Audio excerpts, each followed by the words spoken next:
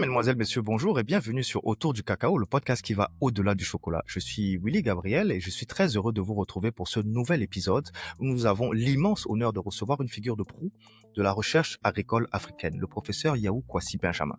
Titulaire d'un doctorat unique en chimie industrielle à l'université Claude Bernard de Lyon, le professeur Yaou est le coordonnateur du Centre d'excellence africain pour la valorisation des déchets en produits à haute valeur ajoutée. C'est Valopro de l'INPHP, reconnu par la Banque mondiale. Ce centre s'impose aujourd'hui comme une référence continentale dans le domaine de la valorisation des déchets, notamment les déchets du cacao, à travers des transformations à haute valeur ajoutée. Le professeur est aussi, en tant que directeur de l'unité mixte de recherche SAPT, sciences et applications des procédés de transformation, incarne cette nouvelle génération de chercheurs africains qui révolutionne notre approche des déchets agricoles et ses travaux sur la valorisation des sous-produits cacaoyers notamment ouvrent des perspectives nouvelles et extraordinaires pour nos économies rurales. Professeur Yao, c'est encore une fois un privilège de vous avoir parmi nous pour ensemble explorer comment la science peut transformer les déchets de nos plantations en or vert. Bienvenue, professeur, et bonjour encore une fois de plus. Comment allez-vous?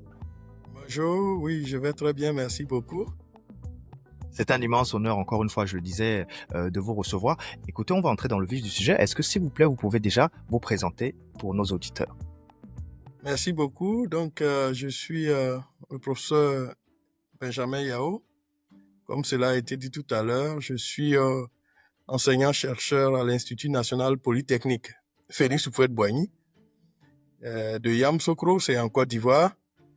C'est un institut de très haut niveau de l'enseignement supérieur, un des fleurons de l'enseignement supérieur et de la recherche en Côte d'Ivoire, qui forme des techniciens supérieurs, des ingénieurs et des docteurs dans le domaine des mines, des travaux publics, donc le génie civil, l'industrie, le commerce et l'administration des entreprises, l'agronomie. Donc, nous avons différentes écoles qui forment, donc, comme je l'ai dit, des ingénieurs, des techniciens supérieurs et des docteurs.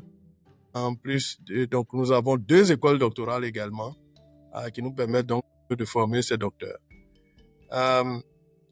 Il faut dire que au sein de l'Institut national polytechnique Félix Houphouët-Boigny de Yamoussoukro, nous avons 2 centres d'excellence de la Banque mondiale.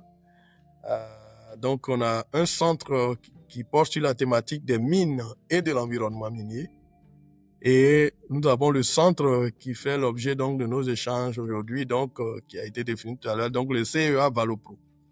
C'est un centre donc comme je l'ai dit, fait partie des projets ACE Impact de la Banque mondiale et financé par l'Agence française de développement. Le centre travaille donc dans le domaine de la gestion et de la valorisation des déchets. Et dans ce cadre-là, nous faisons à la fois de la formation, mais aussi de la recherche de très haut niveau. Et donc, voilà globalement ce que nous pouvons dire pour être assez succinct. Sinon, on a beaucoup de choses à dire sur le centre d'excellence. C'est vrai, et puis de toute façon, on va y venir. Professeur, moi, je relis mes fiches, je vois que vous êtes titulaire d'un doctorat en chimie.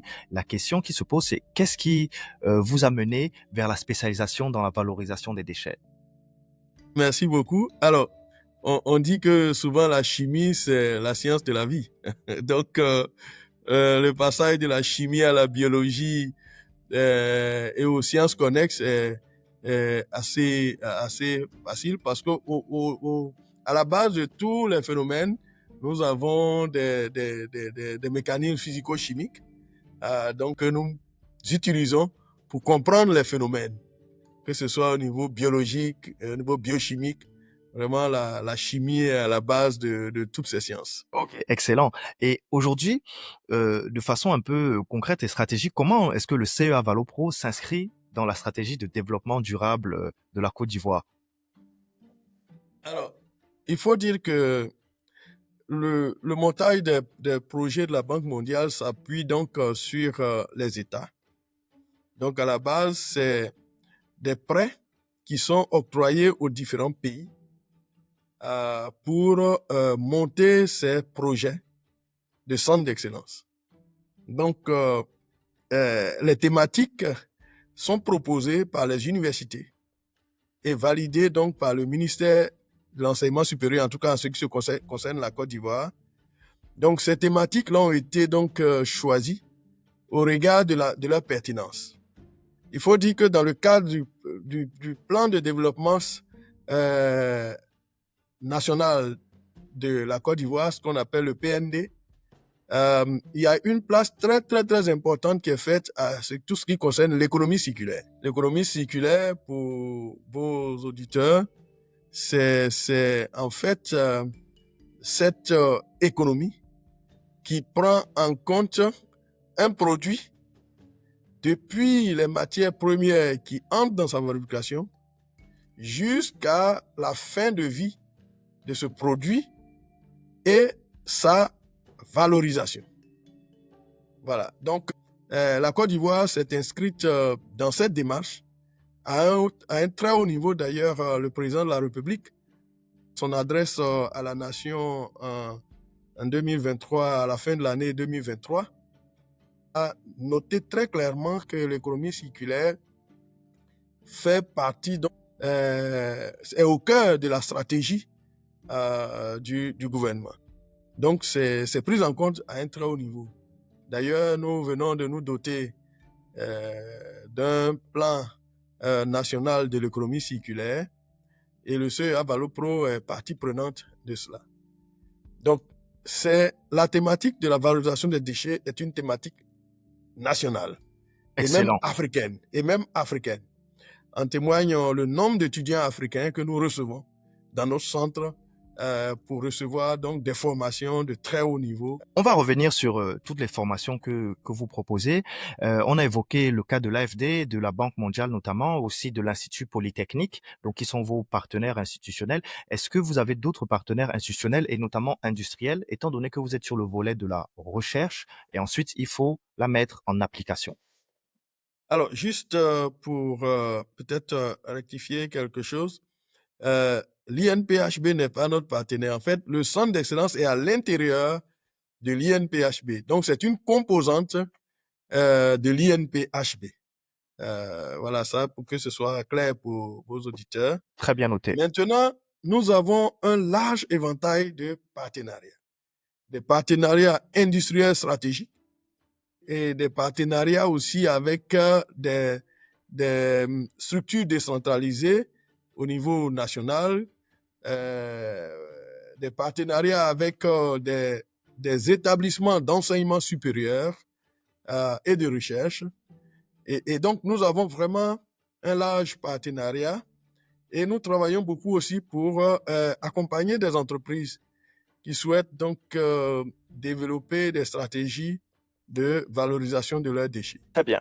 Donc, professeur, creusons un peu plus le sujet. Là, on est vraiment sur la thématique des résidus agricoles. On va se concentrer sur le cacao. C'est notre sujet aujourd'hui.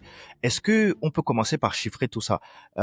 J'ai vu sur une de vos publications, on est quasiment à 26 millions de tonnes de cabosses de cacao aujourd'hui, sinon un peu plus. Mais voilà, est-ce qu'on peut déjà quantifier ce que on appelle aujourd'hui les déchets? Je préfère qu'on parle de sous-produits, si vous permettez, ce qu'on appelle aujourd'hui les sous-produits de l'industrie cacaoyère. Les sous-produits qu'on trouve dans l'industrie cacaoyère, il faut d'abord on part du champ avec les cabosses. Donc les cabosses contiennent ce qu'on appelle les fèves. Ce sont les fèves qui sont recherchées. C'est ça qui est le produit noble, qui est recherché par l'industrie. Mais il faut reconnaître que ces fèves-là représentent une petite partie seulement de la cabosse entière. On parle d'une vingtaine, 20%, 30% Voilà, à peu près 20%. De tout le fruit. Et donc, tout le reste, en fait, n'a pas de valeur marchande. D'où l'intérêt, donc, de travailler à valoriser cela pour que on puisse créer, donc, non seulement au niveau de l'industrie donc du chocolat, non seulement le chocolat, mais aussi d'autres filières qui permettraient donc d'avoir plus de valeur ajoutée en ce qui concerne le cacao d'une façon générale. Donc, on a les cabosses vides, on a le jus de cacao, parce que les fèves sont entourées d'un mucilage qui, justement, peut permettre d'avoir du jus. Et donc, ce produit-là aussi est utilisé. On a un certain nombre de fibres, parce que vous savez que les fèves sont donc autour donc, des fibres, et donc on peut aussi valoriser. Et donc, vous voyez qu'il y a pas mal d'éléments qui sont valorisables. Donc ça veut dire que tout le fruit au final Tout peut le être fruit, au final, valorisé et est non pas seulement la valorisable. fève. C'est pas seulement la fève. Ok, parce que à contrario, on parle d'un impact négatif lorsque on ne valorise pas, notamment la cabosse, quand elle est laissée en champ. Vous pouvez Oui. nous en dire un peu plus? Oui. Alors, si vous laissez les cabosses d'abord dans le champ, ces cabosses-là, en pourrissant, fermentent et dégagent ce qu'on appelle du biométhane.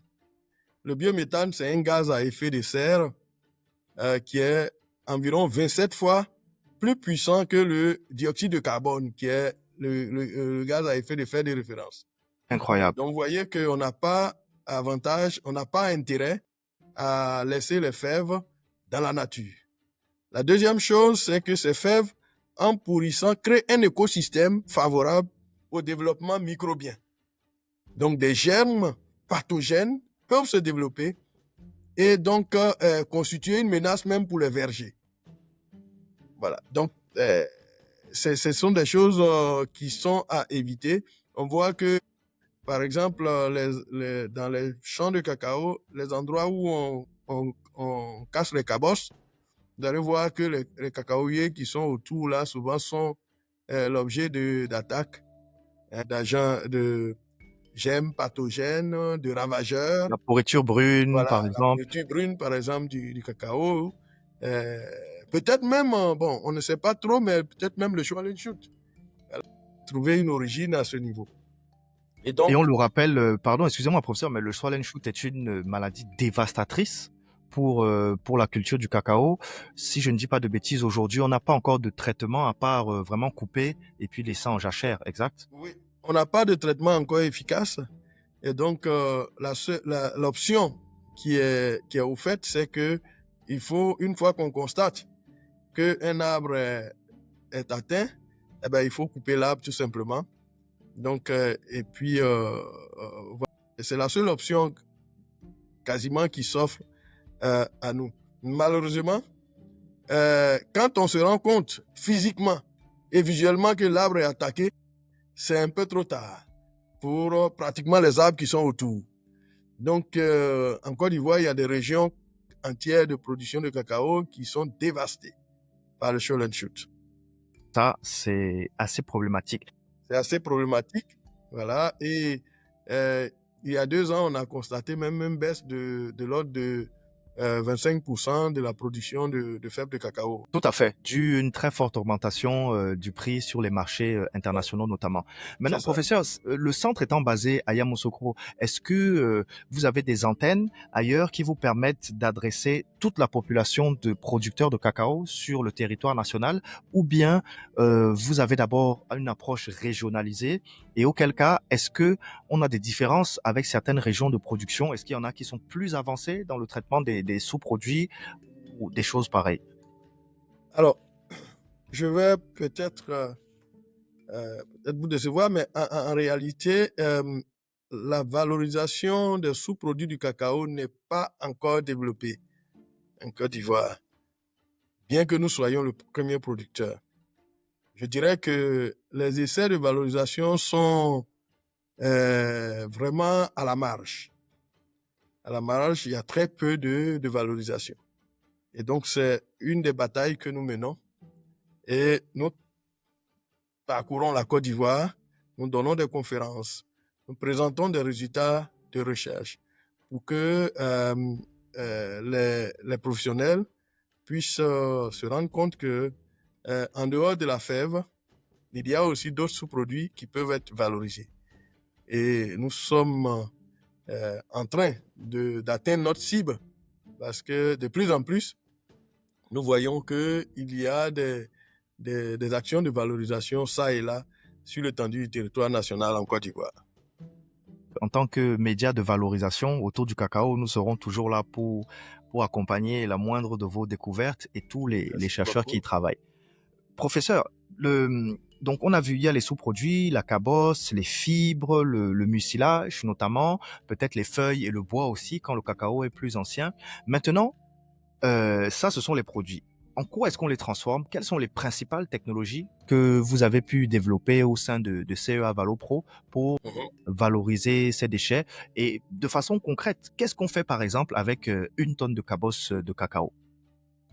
Merci beaucoup. Alors, les technologies que nous avons développées ici dans le centre sont nombreuses.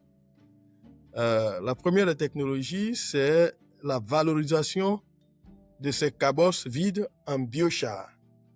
Vous savez, les biochars sont des matériaux carbonés qui représentent aujourd'hui un intérêt très, très, très important au niveau mondial. Le marché mondial du cacao et des biochars se chiffre en plusieurs billions de dollars. Et donc, justement, l'Afrique a intérêt à aller chercher sa part, surtout que nous sommes producteurs de cacao en grande quantité.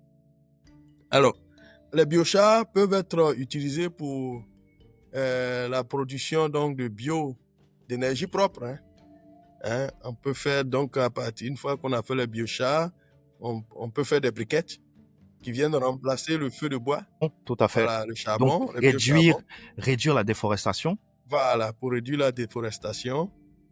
On peut aussi les utiliser comme amendement de sol. Et là, nous avons fait la démonstration que, par exemple, en amendant des sols pour la production de maraîchers, on peut accroître de façon significative les rendements. Bon, c'est basé sur un certain nombre de concepts et concepts scientifiques. Bon, je ne rentrerai pas dans tous ces détails parce que je pense que ça ne va pas intéresser nos auditeurs, mais ce qu'il faut noter, c'est que quand vous utilisez les biochars contiennent donc des éléments minéraux. Ils contiennent donc ces éléments qui peuvent donc entrer dans la fertilisation des sols. Ce sont des matériaux très poreux, donc il y a des pores dedans, donc qui contribuent à l'aération des sols. Et puis, du fait de leur porosité, ils ont la capacité de retenir l'humidité et de la relarguer, par exemple, en période de sécheresse. Donc, ce sont des matériaux très, très, très intéressants pour l'agronomie. On a aussi ce qu'on appelle les composts. Nous avons développé donc les technologies de compostage à partir de cabosses vides de cacao. Ces composts aussi sont utilisés dans la fertilisation des sols. Nous avons aussi le biogaz. Au lieu de laisser les cabosses vides de cacao donc fermenter à l'air libre, eh bien, nous essayons de séquestrer le carbone à travers la production de biogaz. L'avantage ici, c'est que on peut produire du biogaz qui peut être utilisé donc par les ménages, par exemple, pour la La cuisson. cuisine, tout à fait. Voilà, pour la cuisine. Et en plus de cela, on a ce qu'on appelle le digestat. Le digestat qui est un bon amendement de sol. Donc, ça rentre aussi dans la fertilisation. On peut l'utiliser pour fertiliser les sols. Et puis, on a ce qu'on appelle des agromatériaux. Les agromatériaux, ce sont des matériaux faits à partir des cabosses de cacao. Ces agromatériaux-là peuvent, par exemple, remplacer les contreplaqués, les faux plafonds, etc.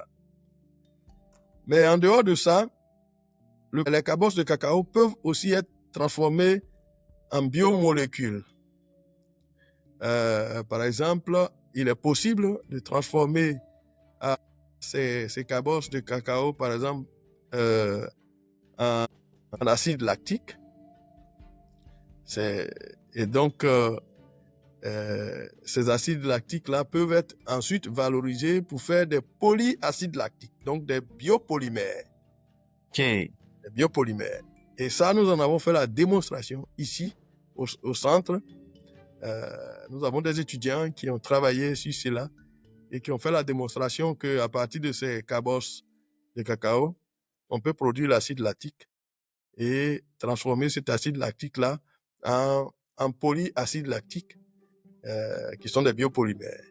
Quelles Donc, qui vont être peuvent les venir remplacer, utilisations des pardon, biopolymères, justement? Quelle va voilà, être les l'utilisation des biopolymères peuvent biopolymères? remplacer les polymères d'origine fossile. Vous savez, les matières plastiques. Vous avez les bouteilles plastiques qui se traînent partout, les sachets plastiques.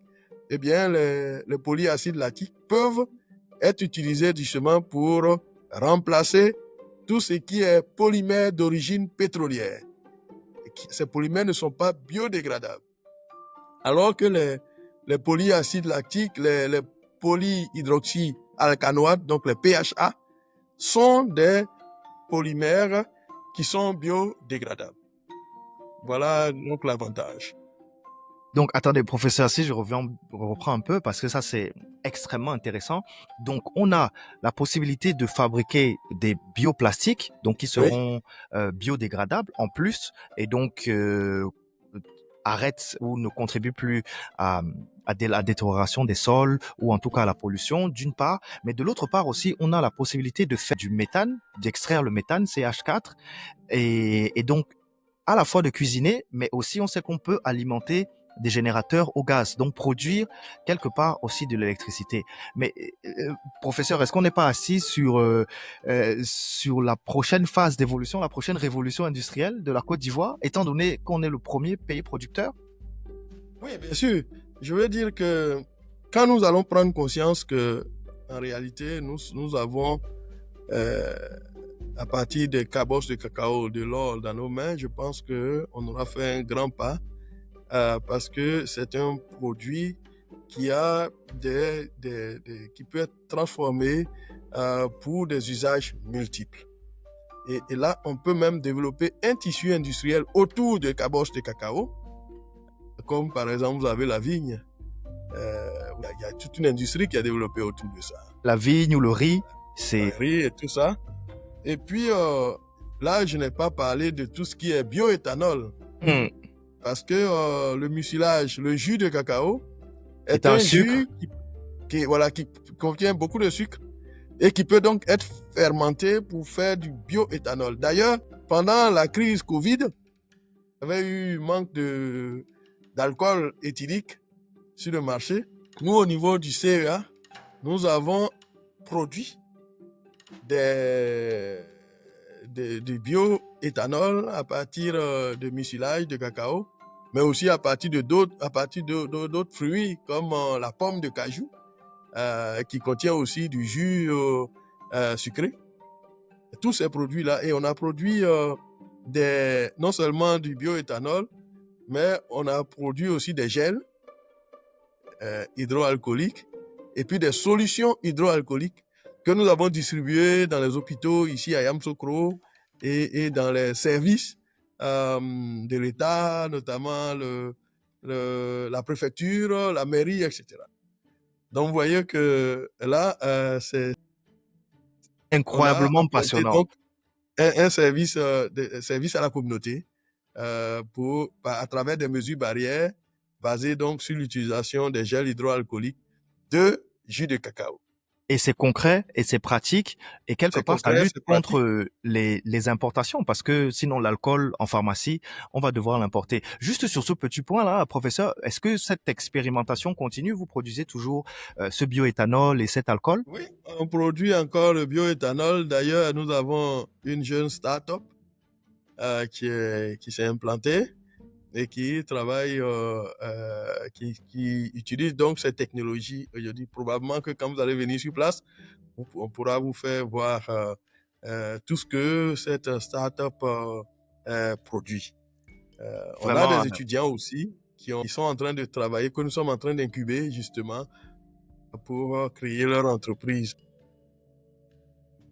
mais c'est avec vraiment beaucoup de plaisir, professeur. Juste un petit crochet donc sur cet aspect de start-up. on voit que vous poussez aussi à la création d'entreprises parce que le tout n'est pas la recherche, bien que la recherche C'est ça. fondamentale soit extrêmement importante et surtout sous nos latitudes, mais aussi pouvoir les appliquer. Donc aujourd'hui, combien est-ce que vous avez de startups, vous avez pu créer de startups ou incuber de startups qui travaillent sur ces innovations? Alors, pendant la phase donc de mise en œuvre du projet, nous avons financé 5 jeunes. Nous les avons accompagnés pour leur permettre de mettre en place donc des produits qui soient prêts à la commercialisation. La plupart de ces jeunes-là ont pu donc développer leurs produits et nous sommes en phase maintenant de rechercher quelques financements pour leur permettre de s'installer. À côté de cela, nous faisons aussi ce qu'on appelle de l'accélération des startups. Nous avons co-organisé avec le district d'Abidjan un grand forum. Si vous allez sur le net, vous allez voir EcoCir, qui est le forum de l'économie circulaire, forum international de l'économie circulaire d'Abidjan, qui nous a permis, dans la première édition, de financer la participation de 100 startups. 100 startups, nous avons financé leur stand, nous avons financé leur séjour, etc., pour leur permettre d'aller présenter leurs produits qui sont basés sur la valorisation des déchets. Et dans la dernière édition, excusez-moi, nous avons financé la participation de 25 startups. Et aujourd'hui, nous travaillons avec ces jeunes, nous les accompagnons, nous avons des échanges pour leur permettre effectivement de faire un bond en avant. Et ça, pour nous, c'est une activité extrêmement importante parce qu'elle contribue à l'auto-emploi, mais aussi à la création d'emplois. Parce que quand vous avez une jeune start-up, elle va créer peut-être 2, 3, 4 emplois. Et ce n'est pas négligeable dans un contexte où la jeunesse a du mal à s'insérer. Donc aujourd'hui, selon vous, vous direz quels sont ou quels peuvent être encore les défis techniques à surmonter pour passer à des phases presque industrielles de ces différents procédés? Dans notre démarche, nous avons acquis des équipements de très haut niveau qui permettent de faire du prototypage. Parce que le passage à l'échelle passe par le prototypage. Donc, nous avons un Fab Lab qui permet donc, qui reçoit les jeunes et qui les accompagne à différents stades de maturation de leurs produits. Donc, nous faisons cela. Maintenant, nous sommes en train de cibler, et là, nous sommes en train de rechercher activement des financements pour créer ce que nous appelons un technoparc. Le technoparc, c'est en fait une vitrine de démonstration technologique à l'échelle pilote. Parce que une chose est de faire des réalisations au laboratoire, mais une autre chose est de faire des développements à l'échelle pilote. Et donc, pour nous, ce technoparc va être la vitrine de démonstration et de démonstration de faisabilité technique à l'échelle pilote. Parce que ce que nous voulons, c'est que des industriels puissent venir, regarder et se rendre compte que, en réalité, ces choses-là, ils peuvent s'en saisir et développer des activités, développer leurs entreprises. Et donc ça, pour nous, c'est une activité très importante et nous sommes en train de rechercher activement des financements pour pouvoir installer donc ce technoparc. Nous avons déjà des équipements, mais nous avons besoin de construire de gros hangars, des hangars pour pouvoir donc abriter tous ces équipements et donc mettre en place ce technoparc qui va donc non seulement être une vitrine pour les industriels, mais aussi un centre de transfert de technologie. Parce que nous visons par exemple des jeunes qui veulent développer des produits, ils peuvent venir là, n'ayant pas les moyens pour acquérir des équipements, ils peuvent venir là et développer leurs produits sur des équipements pilotes. Et comme ça, ils peuvent avoir des produits qui sont matures et pour lesquels ils peuvent donc aller chercher des financements au niveau des banques. Voilà. Donc, Excellent. voilà un peu ce que nous sommes en train de faire De mettre en actuellement. place pour passer à l'échelle. Je À reviens l'échelle. juste sur un petit point. Depuis quand est-ce que le centre Valo Pro existe, professeur? Alors, le centre existe depuis 2019. Ok. Voilà, donc ça fait quasiment 6 5 ans. ans, 6 ans maintenant. Et il faut dire que les réalisations du centre euh, sont très, très, très importantes aujourd'hui. Euh, le centre a pu donc se développer, se déployer. Et aujourd'hui, il est quand même assez connu au niveau national et international. Nous recevons des, des- des demandes d'un peu partout, venant de l'Afrique et même hors d'Afrique. Excellent. Et le déploiement du technoparc, on entend qu'on est en recherche de financement. Quel horizon de mise en place, vous pensez, vous voyez? Alors, les équipements sont déjà là. Donc, on a besoin simplement d'avoir des financements pour pouvoir construire les différents hangars. Parce que dans ce technoparc, on va avoir différentes technologies qui vont être déployées. On a tout ce qui concerne les, les bioénergies. Donc, ça sera un domaine, les bioénergies. On a le domaine des agromatériaux. On a le domaine des bioproduits, biomolécules.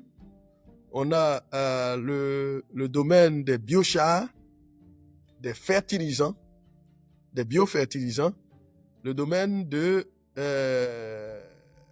l'alimentation animale et le domaine aussi de l'alimentation humaine.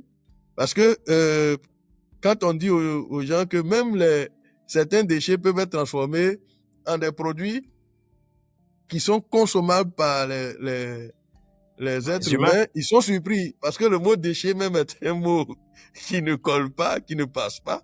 avec l'alimentation. Pourtant, c'est possible. Et comme je le dis, hein, on a certains fruits qui sont négligés, comme les pommes de cajou, et qu'on a réussi à transformer en vinaigre, en vin, en alcool, etc. Donc ça, ce sont des produits que nous consommons. Voilà. Parfait. Donc, il y a deux, trois produits qui vraiment m'interpellent beaucoup. Premièrement, cette question d'agromatériaux. Ça, on va en revenir, mais revenons un peu sur la fertilisation parce que c'est le cœur du sujet. Si on veut continuer à avoir des sous-produits du cacao, il faut que les sols soient fertilisés et donc qu'on augmente les rendements. Professeur, on peut aussi produire, on a parlé de biochar, mais on peut aussi produire de la potasse en faisant une pyrolyse, par exemple, des cabosses et puis en faisant une application. Est-ce que ce sont des choses que vous avez déjà eu à Oui, bien tester? sûr. Voilà. Est-ce que Je vous n'ai avez des pas données mentionné comparatives cela, mais sur c'est des choses que nous l'amélioration? faisons ici. Nous faisons Allez-y, allez-y. du savon à partir de cendres de cabosse de cacao. Donc, une quantité non négligeable de cendres de cabosse de cacao que nous utilisons, par exemple, pour produire du savon. Voilà. Les étudiants développent cela, produire du savon. Et donc, il y a aussi ces cendres-là qui peuvent être utilisées pour euh, la, modifier un peu le pH des sols. Vous savez qu'il y a des sols qui sont très acides et donc on peut utiliser la cendre euh, pour essayer d'ajuster le OK. pH. Est-ce que ça peut marcher sur Non, tous les parce types de que en sols? fait, S si vous recherchez quelque chose pour essayer d'ajuster le pH, et donc en fait c'est une question de pH.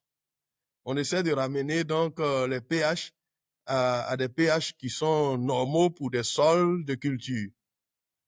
Voilà, donc si vous avez un sol qui est très acide, vous allez apporter donc des éléments basiques pour essayer de neutraliser l'acidité. Et vice-versa. Si vous avez un sol trop basique, vous allez faire venir donc des éléments qui sont acides pour essayer de neutraliser la basicité pour ramener à des pH qui sont normaux pour les sols. Voilà. Oui. Parfait. Et donc maintenant sur la question des agromatériaux, ça veut dire que les agromatériaux, déjà, ils sont produits à partir de la cabosse, c'est ça? Oui, bien sûr. Quand vous allez venir ici, on va vous montrer tous les échantillons que nous avons produits. Alors, par exemple, on a produit ce qu'on appelle des pots de repiquage.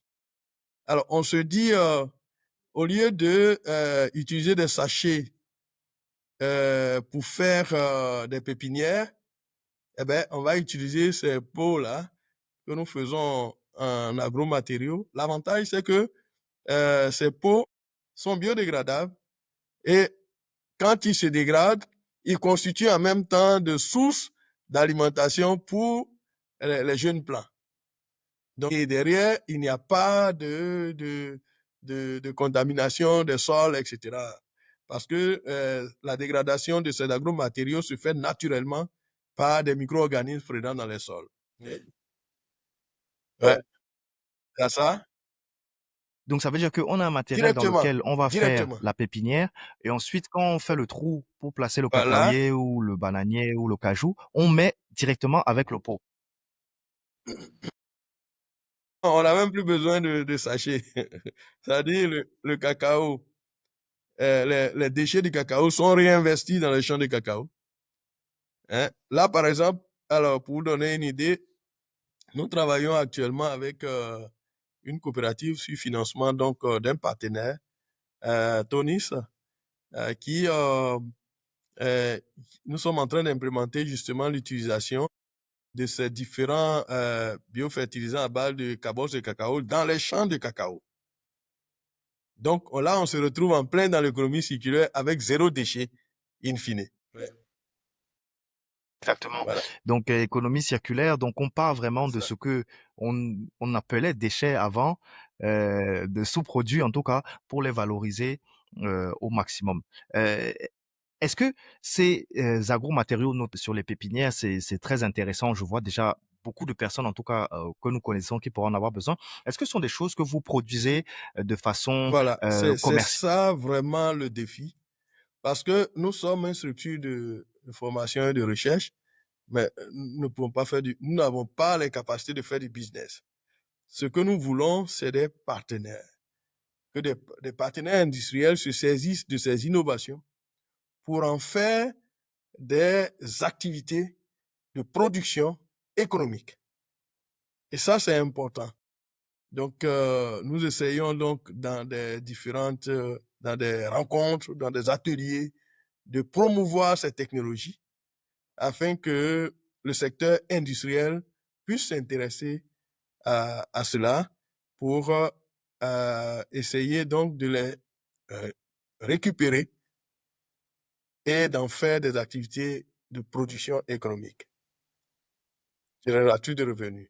Alors, bien sûr, c'est pas seulement, alors là, il faut qu'on soit aussi précis là-dessus. Génératrice Ce de n'est pas revenus. seulement le secteur industriel qui nous intéresse, mais la population en général. Nous faisons ce qu'on appelle des formations de courte durée. En 7 jours, une personne qui entre dans notre système en ressort avec des capacités et des connaissances qui lui permettent de valoriser certains déchets. Donc, c'est vraiment ça aussi que nous faisons. Nous avons formé des coopératives de femmes que nous avons accompagnées pour s'installer.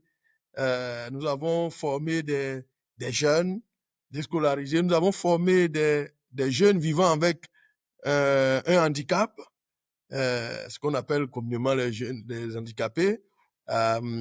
Et nous avons formé aussi des jeunes migrants qui sont revenus de leur aventure totalement démunis. Nous les avons formés aussi ici dans notre système. Au total, plus de 1000 personnes ont été formées pour leur permettre de développer des activités génératrices de revenus basées sur la valorisation des déchets. Voilà. Oui. Alors, jusque-là, les formations que nous avons faites, non, nous les avons faites gratuitement. Le centre ayant aussi une mission de service à la communauté. Maintenant, le projet, dans son financement, est à la fin de cette phase de financement. Nous espérons que le projet pourra trouver d'autres financements Mais désormais, le projet doit pouvoir fonctionner sur la base de ses ressources propres. Donc, les formations ne seront plus gratuites, elles vont être payantes. Déjà, les formations de master et de doctorat sont payantes maintenant. Avant, nous donnions des bourses aux étudiants. Maintenant, ce sont les étudiants eux-mêmes qui financent. Et ce que nous avons pu noter, c'est que le nombre d'étudiants, contrairement à ce qu'on aurait pu croire, n'a pas baissé. Malgré que aujourd'hui, les étudiants sont obligés eux-mêmes de financer leur formation, nous avons toujours de fortes demandes. Quand nous lançons nos appels, parfois nous sommes à 100, 200 demandes. Malheureusement, nous pouvons, au niveau master, en prendre que 30 max, et au niveau doctorat, en prendre que 15. Donc, vous voyez que ce sont des formations qui sont très prisées par les jeunes. Non, mais ça, je n'en doute pas. Moi-même, en arrivant en Côte d'Ivoire il y a 3 ans, j'ai candidaté pour un doctorat. Mais, mais bon, après, je suis entré dans une entreprise et puis c'est une autre histoire. Professeur, eu égard du volet international du CEA, j'imagine que vous êtes en contact avec d'autres pays, notamment d'autres pays producteurs comme le Ghana avec son Cocoa Board. Est-ce que vous savez? Oui, alors au Ghana, on a l'université de Cape Coast avec qui nous avons des échanges. Nous avons travaillé surtout sur d'autres types de déchets, en particulier les déchets plastiques. Donc tout ce qui est, on a appelé donc les déchets qui viennent de la mer. Voilà, et donc la plupart du temps c'est des plastiques. Nous avons travaillé là-dessus pour mettre en place un système de collecte et de gestion rationnelle de ces plastiques. Aujourd'hui, nous sommes en train de rechercher d'autres financements justement pour pouvoir valoriser maintenant les plastiques collectés. Comment les transformer en matériaux durables. Ça peut paraître antinomique, parler de plastique transformé en matériaux durables, mais c'est ainsi. Nous avons la capacité justement de transformer ces plastiques-là en matériaux durables. Avec une collaboration avec nos amis ghanéens que on salue évidemment. Peut-être dernière chose sur les produits, professeur, j'avais lors Oui. du dernier Sarah, on avait eu l'occasion de d'approcher le stand de l'ANADER et qui nous parlait aussi de production de champignons au travers des cabosses de cacao qui vont être broyés. Et comme c'est un matériau ligneux, donc là, les champignons peuvent facilement. Donc voilà encore, si vous pouvez plus nous en parler, mais voilà encore une autre opportunité business pour les jeunes qui nous écoutent et pour tout le monde. Et ce sont des choses qui sont relativement simples à mettre en place, rapides. Oui, en effet. Alors nous-mêmes, nous faisons de la formation de courte durée pour la production de champignons à partir des déchets, Alimentaires. y compris donc les cabosses vides de cacao, qui servent donc de substrat de production de ces champignons. Nous avons formé plusieurs vagues de jeunes ici, à l'INPHB, pour la production de ces champignons. Donc, c'est une technologie que nous maîtrisons très bien et que nous développons également ici au centre. Ça, vraiment, je Ok. suis extrêmement intéressé et je regarderai sur vos différents sites Oui. quand est-ce que la prochaine formation va se tenir. On a évoqué l'aspect d'un chocolatier, Tony's, que vous accompagnez avec ces différents agromatériaux. C'est avec Tony, c'est vraiment que nous travaillons, parce que Tony travaille beaucoup dans la cacao culture, la production de cacao solidaire, la production durable de cacao. Et pour nous, c'est un partenaire de choix, parce que tout ce qui cible la durabilité pour nous est un avantage. Et le centre d'excellence, de par sa vocation, justement, s'investit beaucoup dans ce domaine. Et donc, avec Tony, nous travaillons beaucoup. Nous avons eu à former des coopératives ici qui sont venues, financées par Tony et qui sont venues ici apporter donc des connaissances dans le domaine de la durabilité, comment produire du cacao durable, comment valoriser les déchets du cacao. Et justement, c'est à l'issue de ça que nous avons pu obtenir aussi ce financement pour travailler avec cette coopérative qu'on appelle Kapashiva, qui est donc dans la zone de la Marawi, donc vers Boisflé, à Boisflé. Et c'est une zone qui connaît beaucoup l'orpaillage. Voilà. Et les jeunes sont attirés par l'orpaillage parce que ils se rendent compte que la production, Ok. l'agriculture ne leur apporte pas assez. Voilà. Donc pour nous, les biofertilisants à base de cacao, de cabosse de cacao, peuvent être utilisés justement Accès. pour accroître les rendements, surtout dans la production de maraîchers, de tomates, de piments et autres. Et c'est sur ça que nous travaillons. Nous avons d'ailleurs même soumis un certain nombre de projets justement pour aborder ces aspects. Nous avons fait la démonstration ici au laboratoire que on peut, à partir donc de ces biofertilisants biochar à partir de cabosse, avoir des rendements de l'ordre de 28 tonnes à l'hectare de tomates. C'est déjà pas mal. Et on veut donc créer un mouvement inverse, sortir les jeunes des sites d'orpaillage pour les ramener vers l'agriculture. Mais pour ce faire, il faut que les rendements soient intéressants pour leur permettre d'avoir suffisamment de moyens pour vivre. Voilà. Sinon, forcément, ça ne sera pas très intéressant pour eux. On approche presque la fin de notre entretien, professeur. J'ai juste peut-être deux dernières questions. Une question de prospective. Moi, je voulais vous demander, à l'horizon 2030, comment est-ce que vous imaginez? Alors, moi, je suis vraiment très optimiste. Récemment, il y a eu un atelier auquel nous avons participé pour travailler sur comment on appelle ça même? Par la mise en opération, excusez-moi, de la contribution nationale C'est la mise en opération. développement, ce qu'on appelle la CDN. Voilà. Et nous avons participé à cela et la valorisation des déchets a été une composante importante. L'économie circulaire vraiment est une composante importante et ça a été chiffré à plusieurs milliards de francs CFA, de nos francs CFA. Donc, vous voyez que les perspectives sont intéressantes. C'est la même tendance. Quand vous allez dans des pays comme le Burkina, le Mali et autres, on a des collègues avec qui nous travaillons qui travaillent beaucoup sur la valorisation des déchets aussi. Donc, vous voyez qu'au niveau africain, c'est quelque chose qui prend de l'ampleur et nous croyons que d'ici 2030, probablement que des unités de production, des usines et autres vont s'implanter. En tout cas, moi, j'ai foi en cela. Votre optimisme, en tout cas, nous fait plaisir. Professeur, avant de nous quitter, je vais vous laisser le mot de la fin.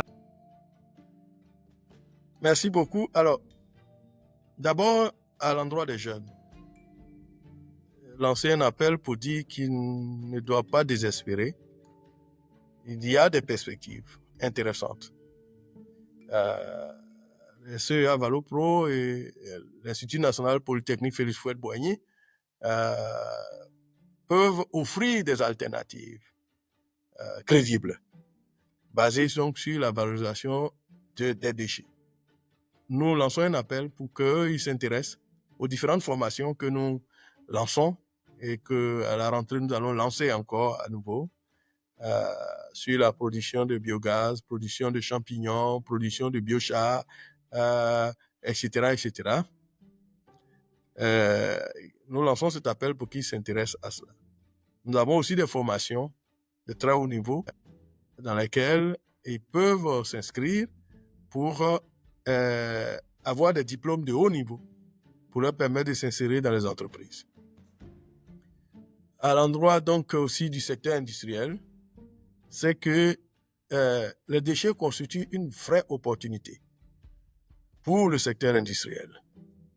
Et il faut que nous soyons ensemble parce que on nous ouvre les portes pour que nous puissions avoir des échanges constructifs avec ce secteur industriel, leur montrer le potentiel et comment ils peuvent justement tirer avantage de tout cela pour développer des activités et accroître donc leurs revenus.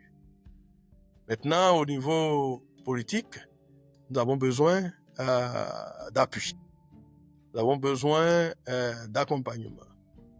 Nous avons besoin effectivement d'obtenir des financements donc pour mener ces activités, franchir des caps et opérationnaliser donc toutes les technologies qui ont été développées au niveau du centre.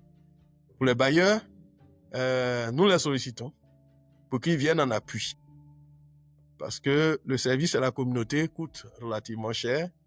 Nous avons besoin de leur appui pour nous permettre effectivement de porter et de transférer ces technologies vers les milieux ruraux, vers les populations cibles, vers les municipalités, vers les conseils régionaux, vers les districts, pour que nous ayons un impact global significatif pour une économie circulaire en Côte d'Ivoire. Merci beaucoup, professeur. C'est message très encourageant. Et nous, en tout cas, avant de conclure, je tiens encore une fois de plus à vous remercier pour votre temps et votre disponibilité. Assurer nos auditeurs que nous aurons d'autres entretiens avec vous et le centre et vos équipes. Nous allons, dès la rentrée, aller sur place pour faire voilà, ce reportage, ce documentaire, pour que les gens puissent encore mieux toucher du doigt ce que vous êtes en train de dire de façon concrète. Et je n'ai pas d'autre mot que de vous dire encore une fois de plus merci beaucoup, professeur, pour cette masterclass en innovation agricole.